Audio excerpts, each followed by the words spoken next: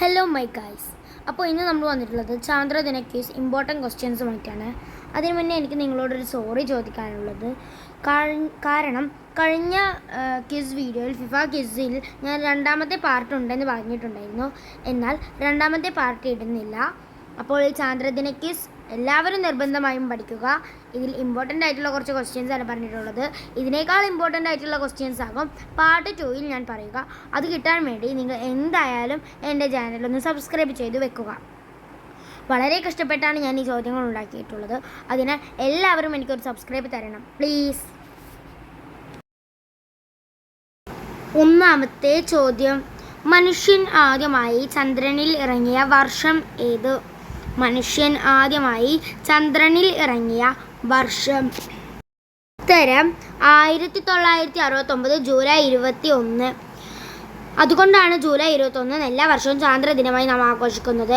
അമേരിക്കയിൽ ജൂലൈ 20 ചാന്ദ്രദിനമായി ആഘോഷിക്കുന്നതെങ്കിൽ നമ്മൾ ഇന്ത്യയിൽ ജൂലൈ 21 ആഘോഷിക്കുന്നത്.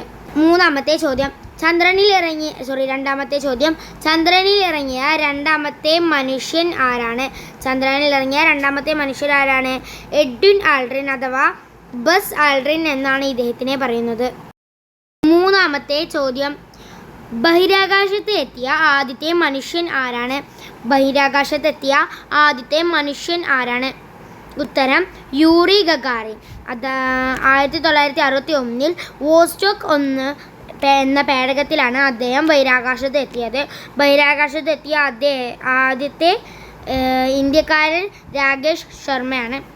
അപ്പോൾ ബഹിരാകാശത്തെത്തിയ ആദ്യത്തെ മനുഷ്യൻ യൂറി ഗഗാറിൻ, ബഹിരാകാശത്തെത്തിയ ആദ്യത്തെ ഇന്ത്യക്കാരൻ രാകേഷ് ശർമ്മ. മാറിപ്പോകരുത്.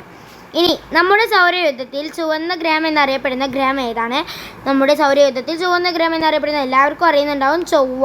ഉപരിതലത്തിൽ അയൺ ഓക്സിജൻ സാന്നിധ്യം കാരണമാണ് ഇതിന് ചുവപ്പ് നിറം ലഭിക്കുന്നത്. എങ്ങനെയാണ് ഇതിന് ചുവപ്പ് നിറം ലഭിക്കുന്നത്? ഉപരിതലത്തിൽ അയൺ ഓക്സിഡിൻ്റെ സാന്നിധ്യം കാരണമാണ് ഇതിന് ചുവപ്പ് നിറം ലഭിക്കുന്നത്. അടുത്ത ചോദ്യം, ഇന്ത്യൻ ബഹിരാകാശ പദ്ധതിയുടെ പിതാവ് എന്നറിയപ്പെടുന്നത് ആര്? വിക്രം സാരാഭായ് ആണ് ഇതിൻ്റെ ഉത്തരം. വിക്രം സാരാഭായ്.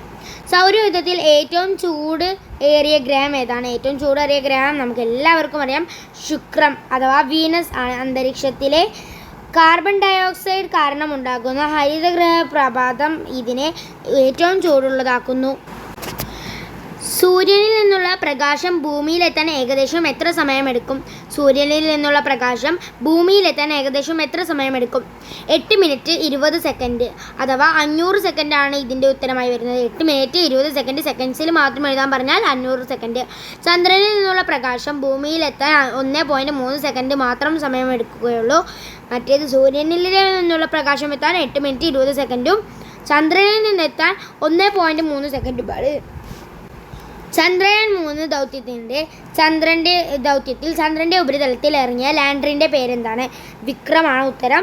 വിക്രം സാരാഭായിയുടെ ബഹുമാനാർത്ഥം ആണ് ഈ പേര് നൽകിയത്. എന്തുകൊണ്ടാണ് ഈ പേര് നൽകിയത്? വിക്രം സാരാഭായിയുടെ ബഹുമാനാർത്ഥം കൊണ്ടാണ്. സൂര്യനെ പഠിക്കാനായി ISSR അയച്ച ആദ്യത്തെ